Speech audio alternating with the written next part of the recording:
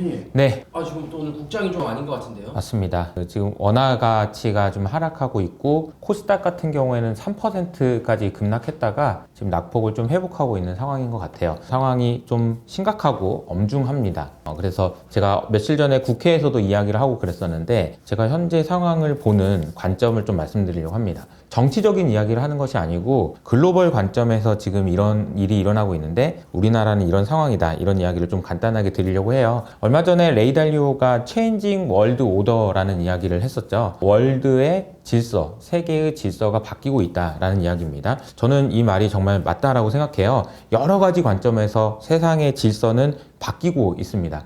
근데 세상의 질서라는 게 뭘까요? 질서라는 거는요, 여러분들 학교 다닐 때 생각해 보시면 됩니다. 학생 저기 줄 서세요. 저기 줄 삐져나왔어요. 다시 이런 식으로 이제 질서를 지키라고 얘기하는 거죠. 근데 우리가 지켜야 되는 사람 입장에서는 질서인데 그것을 만드는 사람 입장에서는 통치 시스템이라고 얘기할 수 있어요. 내가 선생님이 그 반을 통치하기 위해서 가지고 있는 질서, 시스템, 통치하기 위한 제도, 그것을 누가 가지고 있느냐, 이 이야기가 세계 질서라고 얘기할 수 있는데 세계의 질서가 지금 흔들리고 있다는 거예요. 미국이 가지고 있는 압도적인 미국의 힘을 가지고 있었는데 미국이 말을 해도 안 듣는 나라들이 많아지고 심지어 중국의 부상이 좀 위협이 될 수 있는 상황이다 라고 하다 보니까 트럼프라는 사람이 당선이 될 정도로 지금의 미국 내에 있는 국민들이 이 사태를 보는 심각성은 굉장히 크다라는 거죠. 그것뿐만인가요?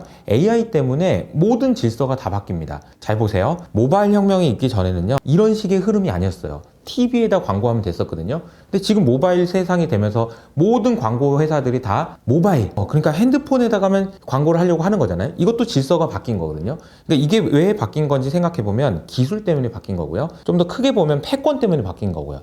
그리고 달러의 패권도 바뀔 수 있는 상황이고요. 여러 가지 관점에서 정말 심각하게 많은 일들이 진행되고 있다. 그 과정에서 우리나라는 진짜 고민을 많이 하고 전략적으로 바뀔 수도 있는 세계 질서에서 어떻게 포지셔닝을 해야 되는지에 대한 고민을 해야 되는 상황에서 우리나라의 질서도 지금 바뀌고 있는 상황이다 라고 볼 수 있다는 거죠. 제가 며칠 전에 나왔던 그 계엄령이 사실은 해프닝이라고 처음엔 봤습니다. 그런데 계엄령이 나온 포고문을 하나하나 꼼꼼하게 읽어보면 이거는 장난이 아니구나 라는 생각이 들었어요. 첫 번째로는 일체의 정치 활동을 금지한다라는 표현이 있는데요. 이 일체의 정치 활동을 금지한다라는 표현은요, 그동안 우리가 계엄이 있었잖아요. 근데 그 계엄에 있는 어떠한 계엄령의 포고문에도 없는 표현이라고 하더라고요. 심지어 쿠데타, 그리고 1964년 한일회담 반대 시위 진압, 그리고 1979년 박정희 사망 다음 날 나온 계엄사 포고문에도 이런 표현은 없었다는 거예요. 이건 굉장히 심각한 이야기라는 거죠. 두 번째는 모든 언론과 출판은 계엄사의 통제를 받는다라고 돼 있는데 이게 만약에 그날 밤에 국회에서 이 계엄령이 해제되지 않았더라면 실제로 이런 일들이 있었을 거고 저도 어쩌면 여러분들 앞에서 속보요를 못할 수도 있고요. 그냥요를 못할 수도 있었겠구나. 우리의 사업과 일상에 심각한 위협을 줄 수 있는 그런 내용이었겠구나라는 생각이 든다는 거죠. 그리고 또 한 가지는 전공의를 비롯해서 파업 중이거나 의료 현장을 이탈한 모든 의료인은 48시간 내에 본업에 복귀해야 된다. 만약에 그렇지 않으면 계엄법에 의해서 처단한다라는 이야기가 나왔는데요.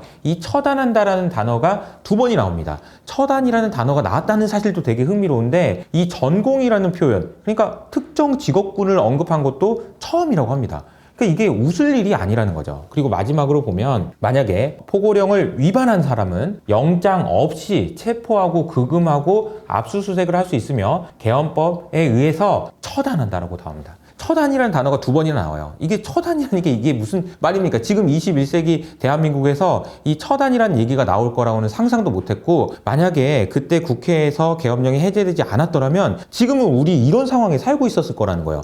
근데 이렇게 살아야 되는 이유가 뭔가요? 이유가 명확하지가 않습니다. 처단 이렇게 심각한 수준의, 그러니까 과거에도 전례가 없을 정도로 강도가 높은 포고문을 보면 이 상황이 얼마나 심각한지 우리가 알 수 있는 거고요. 우리가 이 상황을 좀 더 엄중하게 볼 필요는 있다라는 생각이 듭니다. 제가 아침마다 블룸버그 외신을 보고 있는데요. 블룸버그 외신에 지금 3일 연속으로 윤석열이라는 사람이 메인 화면에 나오고 있습니다. 그 화면을 본 해외 투자자들은 한국을 어떻게 생각할까요? 완전히 바뀌었을 가능성이 큽니다. 그리고 그것을 회복하는 데는 너무나도 많은 시간이 걸릴 거예요. 수없이 많은 시간 동안에 우리 1980년대 그런 나라 아니야 라고 얘기했던 그 노력들이 물거품이 된 거고요. 그 사건을 회복하는 데는 너무나도 오랜 시간이 걸릴 거다라는 말씀을 드려야 될 것 같습니다. 참으로 안타깝고 개탄스럽고 한탄스럽다라는 말씀을 드릴 수밖에 없을 것 같고요. 이것이 자유민주주의에 어떤 영향을 줬는지 이런 부분에 대해서 제가 말씀드리고 싶진 않지만 적어도 이 사건은 아주 명백하게 대한민국과 국민들의 재산권을 심각하게 훼손시켰고 이 사건을 회복시키는데 너무나도 많은 에너지가 들 거기 때문에 이 일은요 아주 명백한 중차대한 중범죄다라고 말씀드릴 수 있을 것 같습니다. 그래서 하루빨리 우리나라 안에 있는 질서들이 회복되고 정상화돼서 세계가 지금 요동치고 있는 이 상황에서 제대로 된 대응을 해주기를 바라는 마음으로 오늘은 마무리하도록 하겠습니다. 오늘 좀 무거운 이야기인데요. 이 사실을 여러분들이 직시하셔야 될 필요가 있다는 생각으로 말씀드렸다고 보시면 되겠습니다.